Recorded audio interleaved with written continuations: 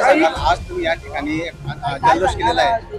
नक्की आज आम्ही हा जो जल्लोष केलेला आहे त्याच्यामध्ये आपले आमदार राजमामा भोळे असतील, जिल्हाध्यक्ष दीपचंद्र सूर्यवंशी असतील आणि जळगावचे सर्व नगरसेवक कार्यकर्ते असतील. आज हा जल्लोष आम्ही इथे केलेला आहे की जे नाशिकचं पालकमंत्री कधींचं बाकी होतं तर ते आज माननीय मुख्यमंत्री देवेंद्र साहेबांनी गिरीश भाऊंना डिक्लेअर केलेलं आहे. आणि मला वाटतं की खरंच म्हणजे ते त्याची मानकरी होते.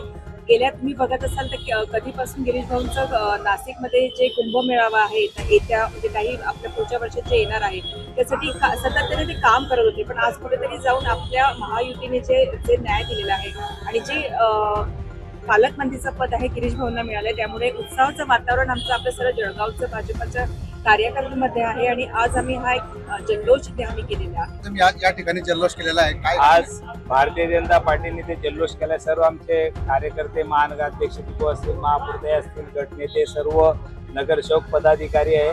आणि हा जल्लोष खरं पाहिला असेल तर आज न्याय मला वाटतं भारतीय जनता पार्टीला महायुतीने दिलेला आहे.